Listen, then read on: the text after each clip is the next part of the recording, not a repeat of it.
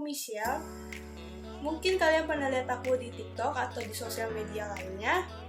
Dan kali ini aku first time banget karena ini aku di YouTube mengenai tugas aku, yaitu pembiayaan berbasis aktivitas. Mungkin kalian pernah lihat atau pernah baca atau pernah belajar di sekolah, atau kalian tahu tapi nggak tahu intinya apa. Jadi aku akan menjelaskan sedikit mengenai pembiayaan berbasis aktivitas. Apakah kalian siap? Siap dong. Oke, lanjut. Pembiayaan berbasis aktivitas. Aku kuliah di Stiganesa, mata kuliah aku akuntansi manajemen.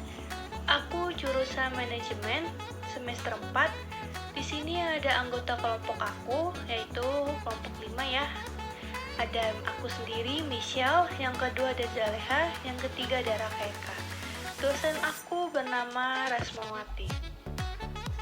Di sini aku ada 8 menjelaskan tentang pembiayaan berbasis aktivitas. Yang pertama, apa itu pembiayaan berbasis aktivitas? Yang kedua, ada manfaatnya. Yang ketiga, ada keuntungannya. Yang keempat, ada langkah dalam penempatan biaya berbasis aktivitas dan contohnya. Yang kelima, ada contoh soal pembiayaan berbasis aktivitas dalam perusahaan. Yang keenam, ada mengapa metode pembiayaan berbasis aktivitas perlu diterapkan pada operasional perusahaan. Ketujuh, ada tujuan utama. Yang terakhir, ada mengapa perusahaan perlu sekali melakukan kalkulasi biaya berdasarkan aktivitas. Apa itu pembiayaan berbasis aktivitas? Penempatan biaya berdasarkan aktivitas (ABC) dapat dijelaskan dengan baik sebagai metode yang digunakan untuk membebankan biaya ke berbagai produk tugas atau proyek layanan, terutama berdasarkan aktivitas yang terlibat dalam melaksanakannya dengan benar. Yang manfaatnya adalah penempatan biaya berbasis aktivitas menetapkan biaya untuk produk sesuai dengan sumber daya yang benar-benar dikonsumsi. Itu adalah manfaat dari pembiayaan berbasis aktivitas. Ada keuntungan metode pembiayaan berbasis aktivitas ya. Nah, di sini ada 2 keuntungan nih, kalau kalian paham yang aku jelasin ulang ya. Yang pertama, ada menyediakan informasi yang lebih menyeluruh tentang aktivitas yang dilakukan oleh perusahaan untuk menghasilkan produk. Yang kedua, ada menyediakan manajemen sebuah alat untuk memahami bagaimana biaya muncul dan bagaimana mengelolanya. Oke, lanjut yang ke slide berikut. Di sini ada langkahnya ya. Nah, langkahnya apa sih? Variabelnya. Variabel itu mencakup waktu yang dihabiskan untuk memuat barang ke kendaraan, jarak antara titik pengiriman, jumlah pemberhentian yang dilakukan, dan lain-lainnya sebagainya. Contohnya, di sini ada 3 contoh. Yang pertama, mengidentifikasi aktivitas yang diperlukan untuk menyelesaikan produk.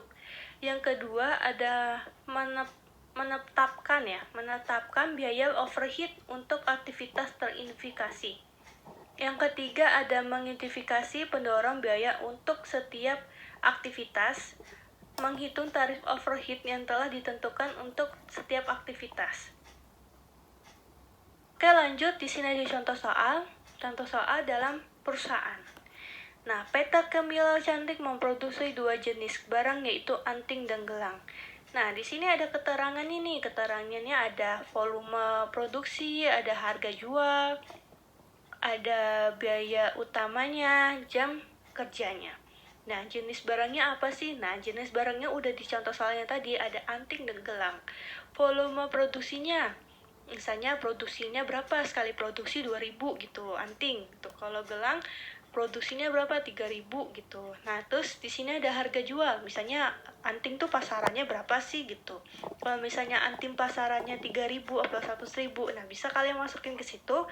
Dan anting kalau harga produksinya 50.000, kalian bisa masukin situ. Oke, di seperti tabel ini di sini anting 50.000 ya, teman-teman. Dan biaya utamanya, kalian jual berapa biaya utamanya, biaya antingnya misalnya. Di sini ada 20.000 anting, khusus anting doang 20.000. Kalau gelang berapa? Beda lagi, misalnya 30.000, 50.000. Kalian bisa masukkan ke keterangannya di sini ya, di anting. Nah, terus kalian hitung berapanya, nanti kalian totalin harga tersebut gitu. Dan di sini juga ada penjelasannya ya, teman-teman. Penjelasannya, activity based counting mulai dari penerapan hingga kelebihan maupun kekurangan bagi perusahaan. Ketika perusahaan Anda menggunakan aktivitas. Nah, saya jelasin lagi ya. Maaf, tadi ada seorang anjing, itu anjing saya. Nah, di sini ada menggunakan aktivitas based counting. Anda sebaiknya memperhatikan pembukuan laporan keuangan mengenai biaya dan pendapatan yang sesuai secara transaksi uang keluar dan uang masuk. Nah, contohnya kayak ini ya. Uang masuknya berapa sih anting dan gelang? Kalian bisa ngitung uang antingnya dan produk antingnya sebesar sekian. Misalnya sebesar 22 juta. Nah, anting dan gelangnya misalnya 30 juta. Nah, kalian pengeluarannya tinggal berapa nih? Misalnya pengeluarannya sekitar 50 juta dan pengeluaran lebih banyak daripada pemasukan. Oke? Nah, gitu ya teman-teman. Ini ada mengapa metode pembiayaan berbasis aktivitas perlu diterapkan pada operasional perusahaan. Karena penentuan harga yang sudah melalui sistem pembiayaan berbasis aktivitas akan menghasilkan harga yang lebih baik sehingga bisa bersaing dengan produk sejenisnya. Jadi misalnya anting dan gelang punya saingan nih, misalnya baju atau enggak kayak tas, kayak gitu-gitu ya, saingannya seperti itu. Ini ada tujuan utamanya. Tujuan utamanya itu rumus pembiayaan berbasis aktivitas ini adalah agar bisa mendapatkan harga produk per unit. Nah, misalnya kayak tadi, anting, gelang, apalagi ya, baju, kayak gitu. Nah, di sini mengapa perusahaan perlu kalkulasi biaya berdasarkan aktivitas? Karena setiap perusahaan menentukan harga pokok produk secara akurat dan mampu bersaing dengan perusahaan lain gitu, seperti seperti gelang, seperti baju. Nah, kayak gitu contohnya. Kayak perusahaan PT MS Glow apa-apa gitu ya. Nah, dari hasil yang saya bacakan di sini ada referensi saya ngambil dari Google.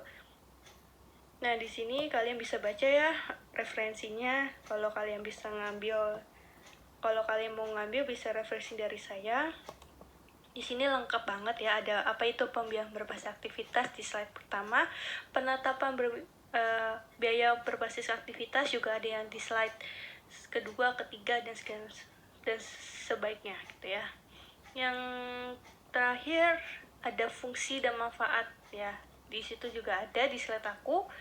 Kalau kurang lengkap itu yang aku jelaskan tersebut dan kalian bisa baca-baca. Oke, terima kasih teman-teman untuk udah mendengarkan presentasi aku dan menjelaskan pembiayaan berbasis aktivitas. Oke, see you soon. 2,000 years later.